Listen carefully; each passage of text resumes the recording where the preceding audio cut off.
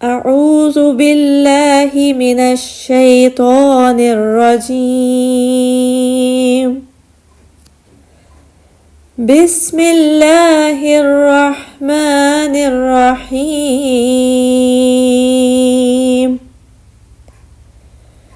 وما تأتيهم من آية من آيات ربهم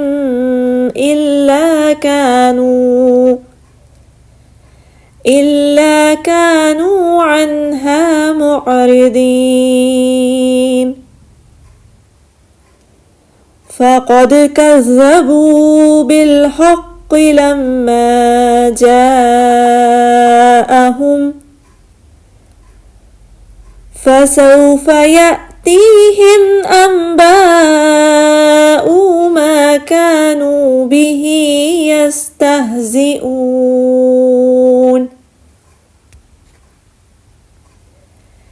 ألم يروا كم أهلكنا من قبلهم من قرن مكناهم في الأرض ما لم نمكن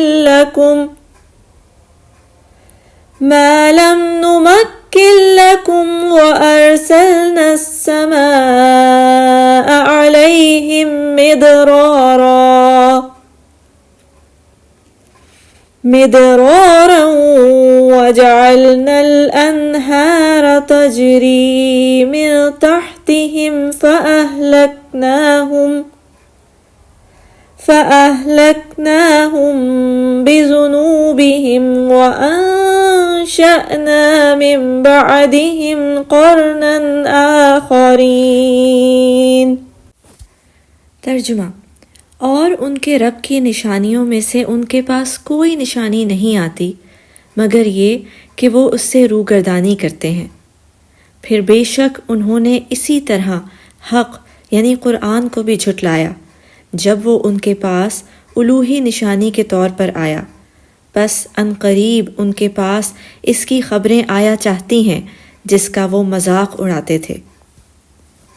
کیا انہوں نے نہیں دیکھا کہ ہم نے ان سے پہلے کتنی ہی قوموں کو ہلاک کر دیا جنہیں ہم نے زمین میں ایسا مستحکم اقتدار دیا تھا کہ ایسا اقتدار اور جماؤ تمہیں بھی نہیں دیا، اور ہم نے ان پر لگاتار برسنے والی بارش بھیجی، اور ہم نے ان کے مکانات و محلات کے نیچے سے نہریں بہائیں، پھر اتنی پرعشرت زندگی دینے کے باوجود ہم نے ان کے گناہوں کے باعث انہیں ہلاک کر دیا، اور ان کے بعد ہم نے دوسری امتوں کو پروان چڑھایا۔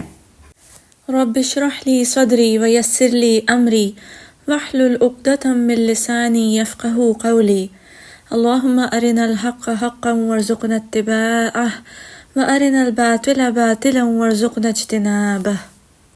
سورہ الانعام آیت نمبر 4۔ ابتدا میں سورہ الانعام کے شان نزول کو ہم ذرا سا دہرا لیتے ہیں۔ ہم جانتے ہیں کہ حضرت محمد صلی اللہ علیہ وآلہ وسلم کو جب اللہ تعالیٰ نے 40 سال کی عمر میں نبوت بخشی تو وہ اس کے بعد 13 سال تک مکہ میں مقیم رہے۔ اس مکی دور کے آخری زمانے میں سورہ الانعام کا نزول ہوا، اور کہا جاتا ہے، روایات میں ہے کہ یہ سورہ بیک وقت نازل ہوئی، اور اس کے نزول کے وقت 70,000 فرشتے آسمان سے زمین پر اترے۔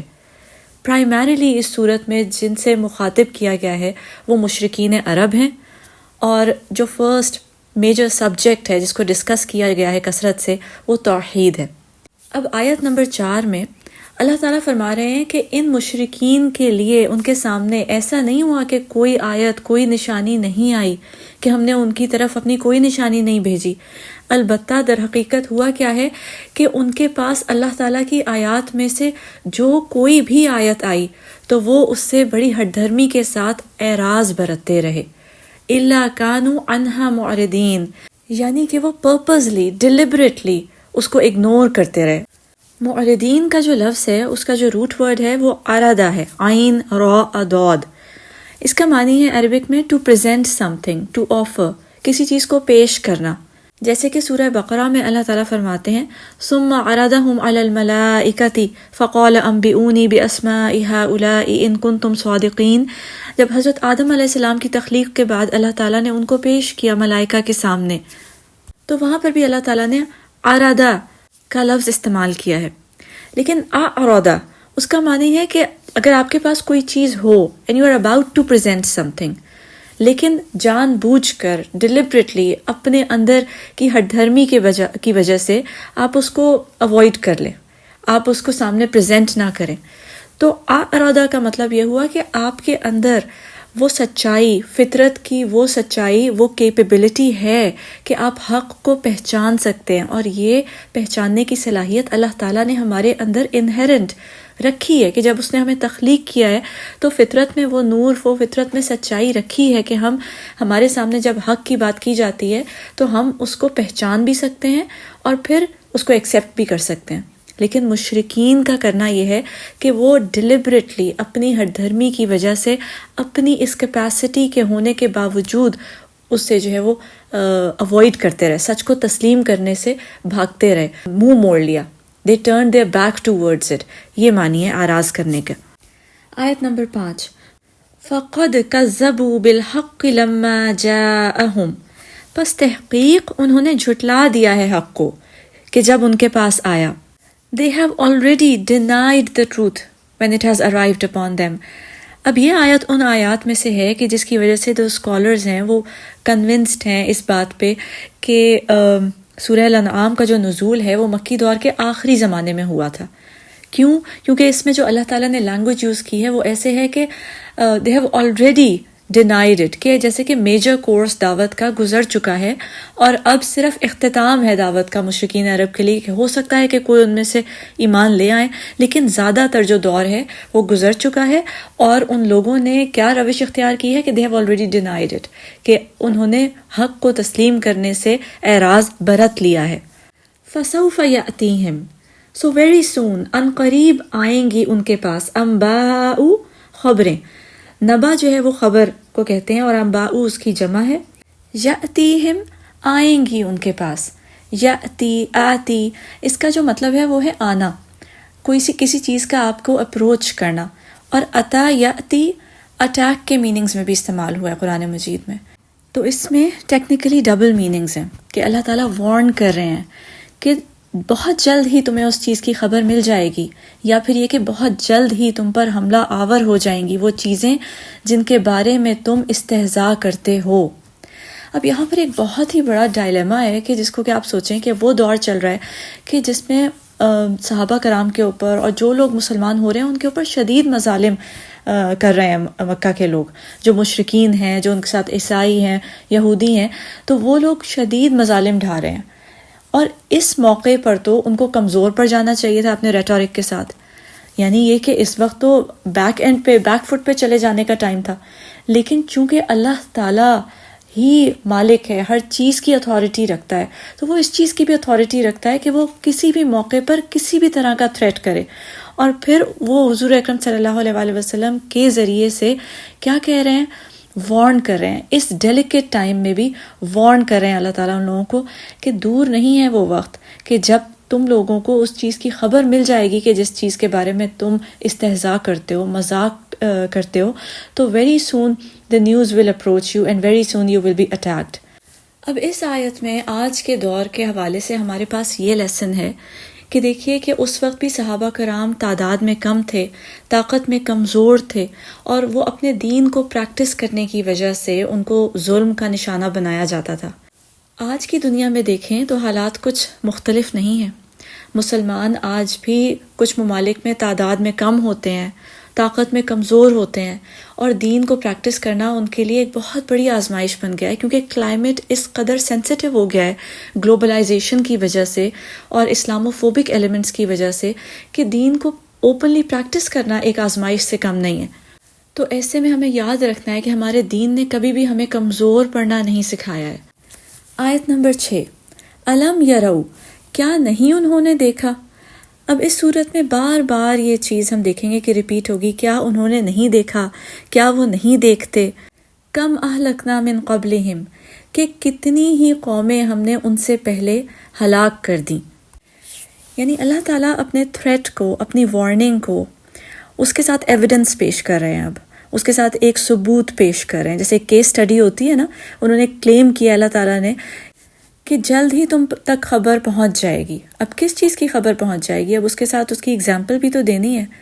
تو پھر وہ کہہ رہے ہیں کہ کیا تم نے نہیں دیکھا کہ کتنی قومیں ہیں جن کو ہم نے تم سے پہلے ہلاک کر دیا ہے؟ بھئی تم تو بہت بڑے ہسٹورین ہو، تمہارے پاس تو کلچر کی اتنی رچنس ہے، کیونکہ عرب کے جزیرے میں ہی تم اگر جنوب میں جاؤ تو حضرت صالح علیہ السلام کی قوم کے اوپر وہاں پر عذاب آیا تھا. رب الخالی جو ایمٹی کوارٹر، بیرن کوارٹر ہے عرب کا، اور حضرت ہود علیہ السلام کی قوم کے اوپر عذاب آیا تھا. اس کے علاوہ تم سیریا کی طرف نکل جاؤ تو پھر وہاں پر تم دیکھو کہ حضرت شعیب علیہ السلام کی قوم کے اوپر مدین میں عذاب آیا تھا، حضرت لوط علیہ السلام کی قوم کے اوپر عذاب آیا تھا. تو تم نے کیا دیکھا نہیں ہے؟ تو تمہیں کس بات کا غرور ہے؟ حالانکہ وہ جو قومیں تھیں ان کو تو ہم نے تم سے زیادہ زمین میں مستحکم کر رکھا تھا.